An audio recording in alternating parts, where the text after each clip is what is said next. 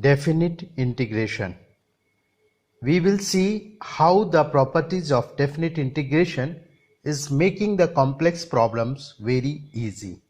If we just remember the properties of definite integration, the complex problems which otherwise is difficult to solve by indefinite integration can easily be solved with definite integration. So you just remember, first property I am going to discuss here, a to b fx dx is equal to a to c plus c to b fx dx. C is belonging to real numbers. What is the meaning of this property? See, suppose from a to b, we have to go from a to b. Firstly, I will go from a to c according to the convenience where the function is defined. Then I will start my journey from c and reach to b. We have to divide a and b at the in-between points according to the definition of the function or according to the requirement of the question. See, one example I am doing, integration 0 to 9 fx dx. Fx is defined in segregated way. That is, fx will be sin x when x is between 0 to pi by 2. It is 1 when x is between pi by 2 to 5. And it is e to the power x minus 5 between 5 to 9. So we have to divide the intervals from 0 to 9 in accordance with the requirement of the question. Firstly, I will break it from 0 to pi by 2, then from pi by 2 to 5, then from 5 to 9. So from 0 to pi by 2, the appropriate function is sin x. From pi by 2 to 5, it is 1, and from 5 to 9, it is e to the power x minus 5. So in that particular intervals, we will integrate them. Simple integration of sin x is minus cos x, that of 1 is x we know, and e to the power x minus 5 is e to the power x minus 5. Just we will take care of the lower and the upper limit. So we find the value, we know it, that value of the function at upper limit minus value of the function at lower limit. In the first case, you see here, it is minus, I am taking outside, cos, upper limit is pi by 2, minus cos, lower limit is 0. Same way for different functions, I will take upper limit minus lower limit and get the values. And for this question, it is coming out to be 5 minus pi by 2 plus e to the power 4. That you can solve and get the values. Next example I am taking, if a function is from minus pi by 2 to pi by 2 and function is defined in the fashion sin mod x plus cos mod x. So we know that mod x is defined where it is positive and where it is negative. So from minus pi by 2 to 0, you see it is negative because the value of x is negative. So it will be sin minus x plus cos minus x. From 0 to pi by 2, it will be sin x plus cos x because both the x's are positive here. Accordingly, we will solve, integrate, put the upper limit to the function minus lower limit, and we will get the value of the function. Another example, you see 0 to 2 modulus of x square plus 2x minus 3. I am just breaking it up to find the point where it is positive and where it is negative. From 0 to 2 I have to find, so I will take an interval from 0 to 1.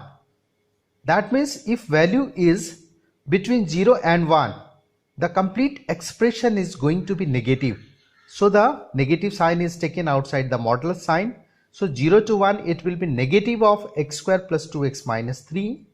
And from 1 to 2, it is, if the value of x is greater than 1 but less than 2, the thing is coming out to be positive. So positive sign is to be taken according to the basic rule of the modulus. So it is positive 1 to 2 x square plus 2x minus 3. Just integrate it. put the upper limit minus lower limit, and you will get the required answer. You just proceed and you will get the answer. One more example I am taking.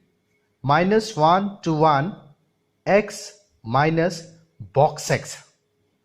That is the greatest integer function. That is also known as step function. Okay, just see, it is changing its shape, its value after an interval of 1. Okay, so from minus 1 to 0 we will take. Minus 1 to 0, the value of box will be the lower limit, that is minus 1. So it will be x minus 1 dx. And from 0 to 1, the value of the box function will be the lower limit, that is 0. So actually the function is x minus 0. You just integrate it, put the values, and you will get the answer. Definite integration.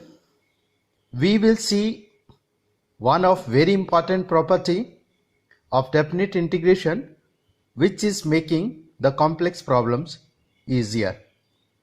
The property we are going to discuss here is 0 to a fx dx can be written as 0 to a f a minus x dx. What we are doing here, for x we are writing a minus x. So wherever x is there, you write a minus x. And property 2, which we will be seeing simultaneously in this slide, it is a to b fx dx is equal to a to b f a plus b minus x. The sum of the upper and lower limit minus x in place of x we have to write. We will see by means of the examples how these properties are used to make the complex problems easier. First question I am seeing here, pi by 6 to pi by 3 dx by 1 plus root under tan x.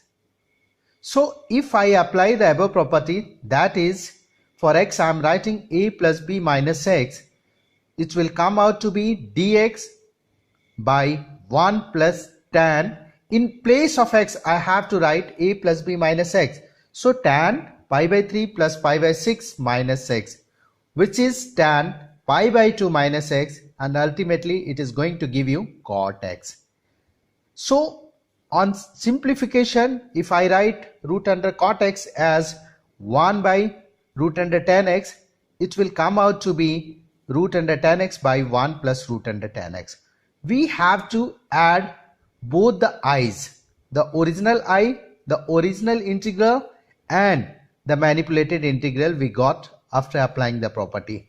It is coming out to be 2i, and on adding we see that denominator is same. So LCM can be taken easily, and numerator is luckily coming out to be same as the denominator. So it is just 1 dx.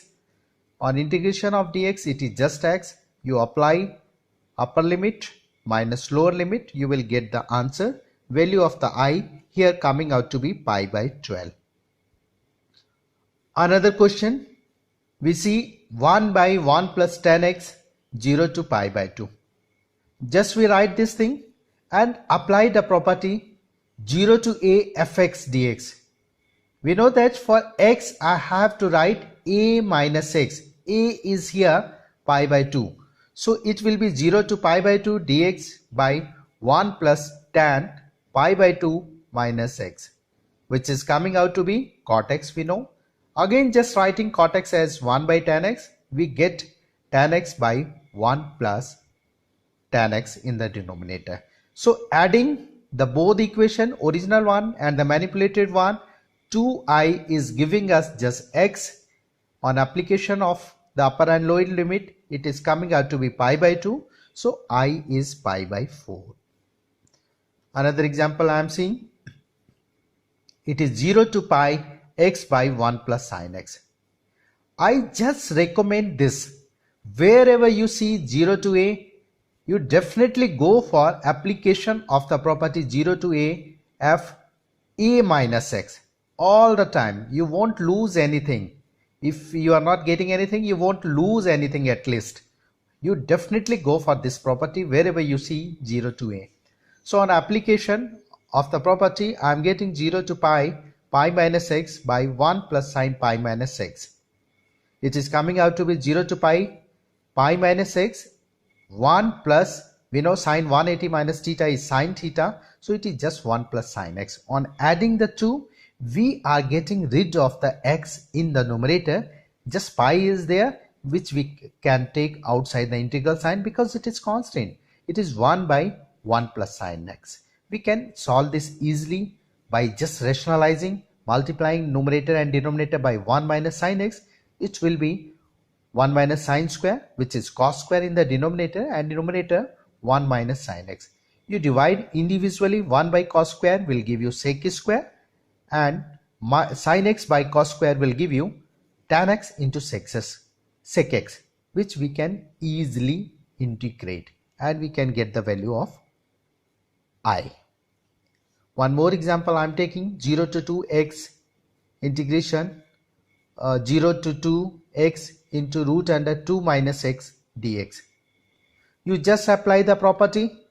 So for x, you have to write a minus x, that is 2 minus x. So if we write in this fashion, 2 minus x under root 2 minus, for x 2 minus x, it is coming out to be 2 minus x root x. So it is in simplified form. 2 root under x minus x into root x is x to the power 3 by 2, which is easily integrable.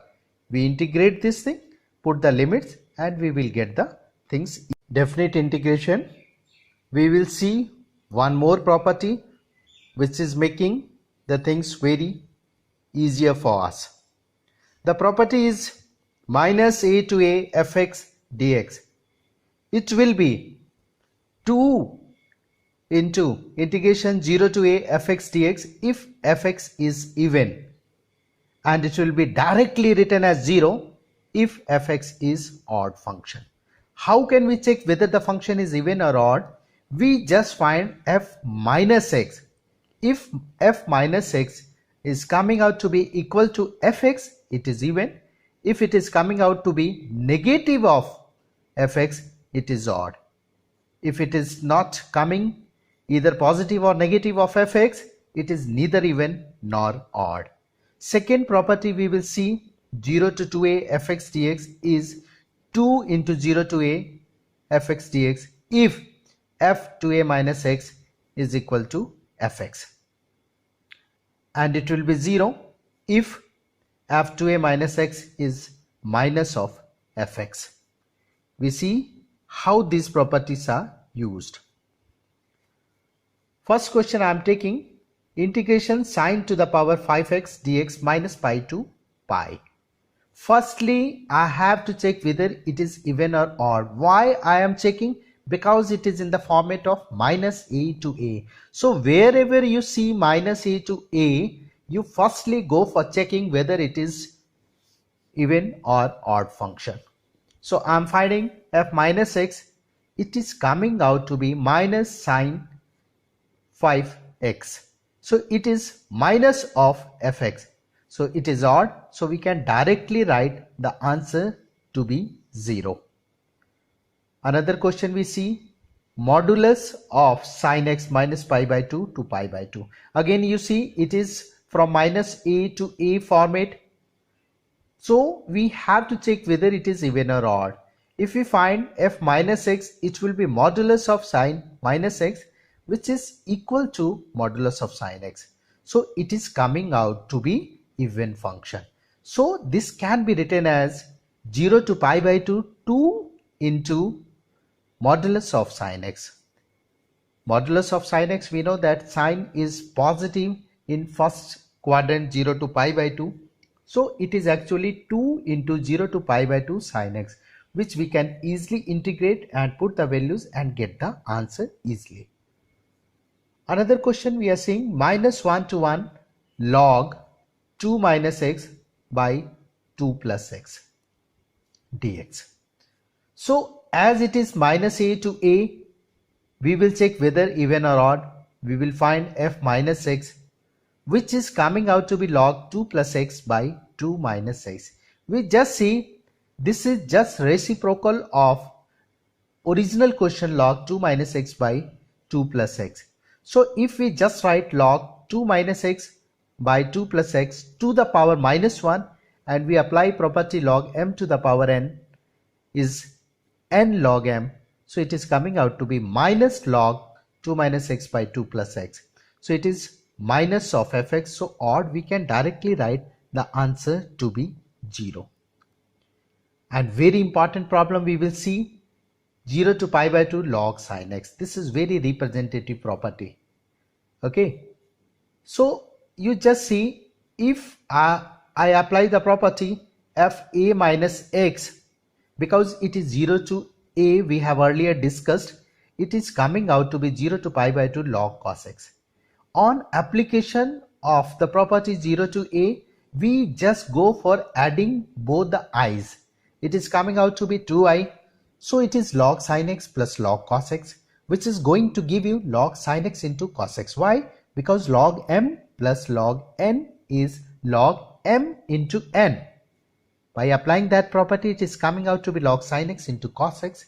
Further, if we multiply sin x into cos x by 2 and divide it by 2, it will be log sin 2x minus log 2. Applying the property log m by n is log m minus log n.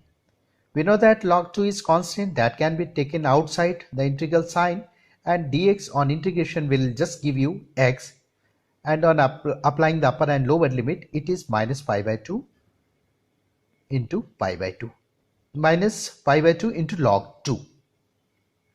Now we have to take care of log sin 2x dx, 0 to pi by 2. If we put 2x is equal to t, it is coming out to be 2 dx is equal to dt. So changing the question in the terms of t, it is coming out to be log sin t dt, and limits are changing accordingly, because 0 to pi by 2 was the limit for x. Now we have to find the limits for t. That means if we put x is equal to 0, t is 0. We put x is equal to pi by 2, t is pi. So it is coming out to be 0 to pi log sin t dt. Now we know the property, if f2a minus x is equal to fx, then we can write the thing as 2 into 0 to a. Here 2a is pi. So a is pi by 2 is equal to 0 to pi by 2 log sin t dt.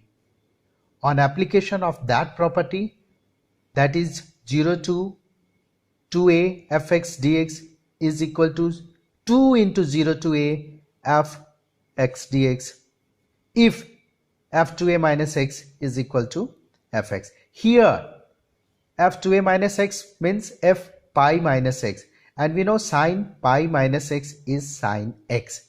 So log sin t is remaining as log sin t on writing f2a minus x.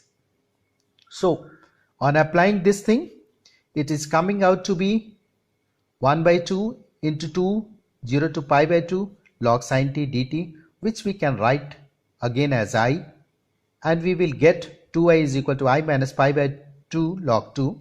So I is minus pi by 2 log 2. Area under curve. Here we will just find what a curve is making area with the enclosed boundary. Suppose we have to find the area what the curve is making with the x-axis and two boundaries. That we are going to find in this chapter. The general formula for finding the area of the curve with the x-axis within two boundaries is given as integration a to b y dx. We take modulus of y because we are not sure whether the graph is above the x-axis or below the axis. So accordingly we have to take the positive or negative sign of the y in finding the area. A and B here represent the two boundaries. If we have to find the area what the curve is making with y-axis, we have to take integration c to d modulus of x dy. What I say here, dy is meant with the y-axis. Accordingly, we have to take the sign of the modulus x, where whether it is on positive y-axis or with the negative y-axis. One question I am going to discuss here. If I have to find the area of the parabola y square equal to 4ax within the boundaries x equal to 4 and x equal to 9. Very easy to find the area with the formula. You just integrate from 4 to 9 y of the curve dx. Y of the curve is under root 4ax. So it will be 2 root a into root x inside the sign of integration 4 to 9. We just integrate this and we will get the area of the curve what it is making with the x-axis. That is the area of the parabola with the x-axis under the given boundaries. Next question, if we have to find the area of the curve y is equal to cos x between x is equal to minus pi by 2 to x is equal to pi by 2. Just see the graph. If we just integrate the curve from minus pi by 2 to 0, this is the left hand side. Just find the area with the help of integration minus pi by 2 to pi by 2 cos x dx.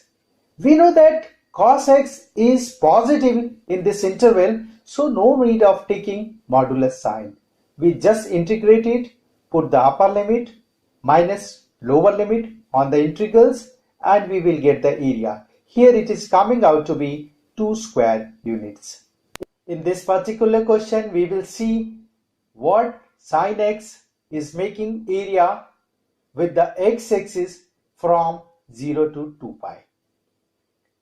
We can just write area of the required curve as 0 to 2 pi modulus of y dx. Why? Because here the sign of y is changing according to the quadrant.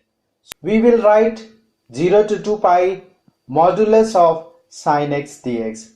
We know that from 0 to pi sin x is positive, so it will be 0 to pi sin x plus pi to 2 pi minus sin x dx. Proceed in this way, you will get what sin x is making area with the x-axis. We will find area enclosed between two curves. We will develop technique how to find area between two curves. Firstly, we will draw the graph of the given curves and we will mark which area we have to find. Then we can decide how with the help of definite integration we will find the area between two curves. If we have to find the area between the two curves with respect to x-axis, we will just write integration a to b, that are the boundaries, y1 of first curve minus y2 of second curve dx. y1 here is the y of the first curve. Suppose equation is y square is equal to 4x, then y is under root 4x for the first curve. Same way we will find the y of the second curve and we get the area. Now you see, if y1 is greater than y2, we will write y1 minus y2. If y2 is greater than y1, we will write y2 minus y1 dx, integration a to b. That technique we have to follow. If somehow we are not in a position to decide which one is greater, you write anything y1 minus y2 or y2 minus y1 dx, and if the result is coming negative value, the result will be same but with negative sign. You can just understand where you have made the mistake. In that case, you have to take the modulus of that area and you will get the area between two curves. Same way, if we have to find the area with respect to y-axis, we have to write integration a to b x1 minus x2 dy or x2 minus x1 dy, integration from c to d if the points of intersection is c and d respectively. That is the y coordinates of the point of intersection. Same way you proceed as we proceeded with respect to the x-axis, you will get the area between the two curves. One question I am taking, if I have to find the area between the curves y square equal to 4x and y equal to x, we will firstly draw the graph of the two curves and see where the two curves are intersecting. Here in this question it is coming out to be 0 and 4. So the lower limit is 0 and the upper limit is 4. So we will write integration 0 to 4 y1 minus y2 dx. Here y1 is and y2 is x square by 4. Why? Because you see that the curve y is equal to x is above the curve y square is equal to 4x. So we can decide easily what is y1 and y2. You just integrate, solve it and you will get the area between the two curves easily. Now in second question, we will find the area between a parabola and line. Here the equation of parabola and line is y is equal to 3x square by 4 and line y is equal to 3 by 2x plus 6. Firstly, we will find the point of intersection of the two curves. How we can find? We will just equate their y's. We will get the value of the x. That will be the point of intersection. Here point of intersection is coming out to be minus 2 and 4. So we will integrate from minus 2 to 4 y1 minus y2 dx. Same way you see here the line is above the parabola. So we will write y of the line minus y of the parabola.